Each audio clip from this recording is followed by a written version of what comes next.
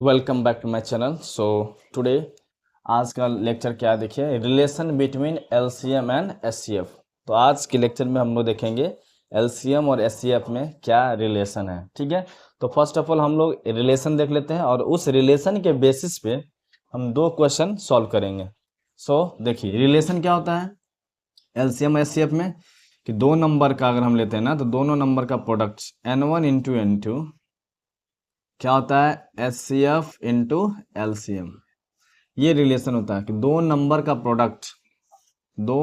Product बराबर होता है एच सी एफ और एलसीएम के प्रोडक्ट के। ठीक है, तो इस रिलेशन के बेसिस पे हम दोनों क्वेश्चन को सॉल्व करेंगे। तो फर्स्ट क्वेश्चन क्या कहता है, ध्यान से देखिए।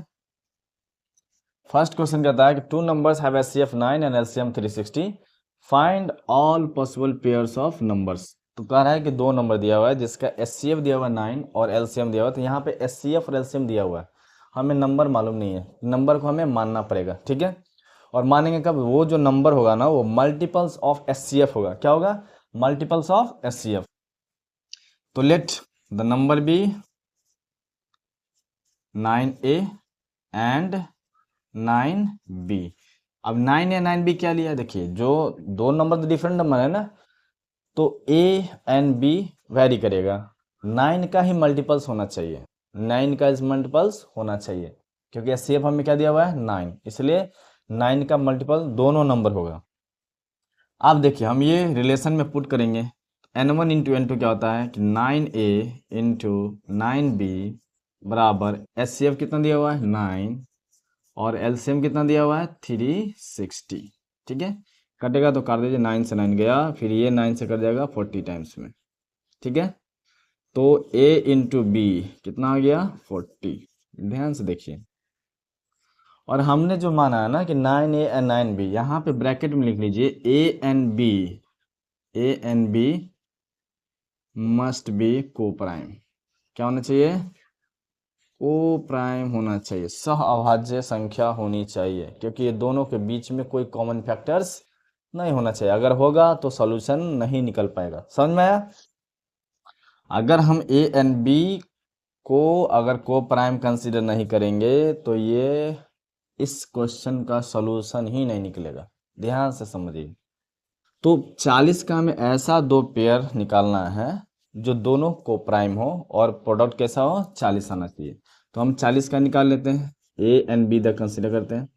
अगर 1A लेते हैं ना तो दोनों का गुना होना चाहिए 40, तो बी हो जाएगा 40। 2 लेते हैं तो कितना हो जाएगा 20।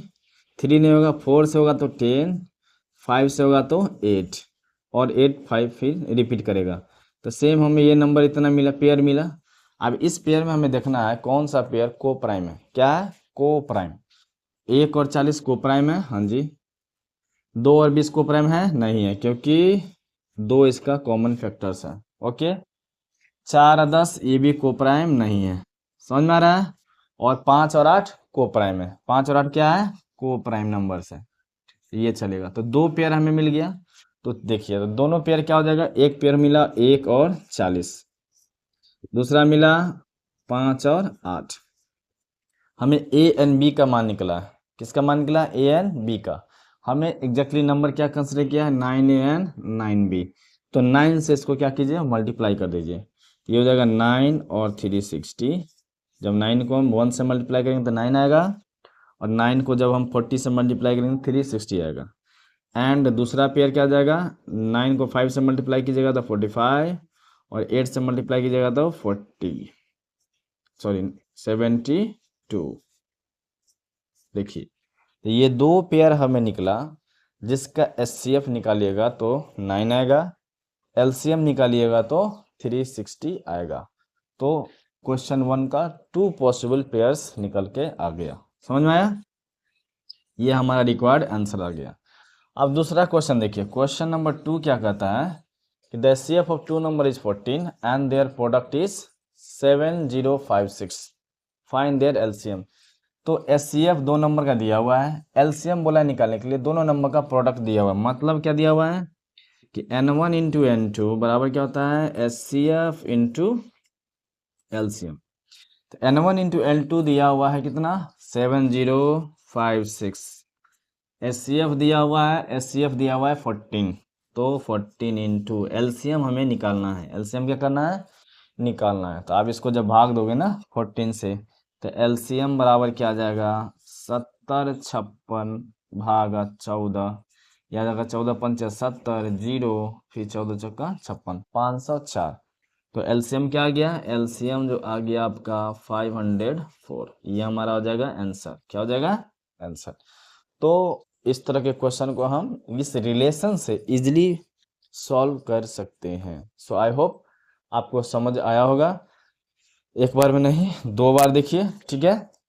और इस कंसेप्ट पे कॉम्पिटिटिव क्वेश्चंस जो क्वेश्चन पूछे जाते हैं आपका रेलवे के एग्जाम में, जो भी अदर कॉम्पिटिटिव एग्जाम्स है, ठीक है, उस सब में इस तरह के क्वेश्चन पूछे जाते हैं। So that's all, thank you, धन्यवाद।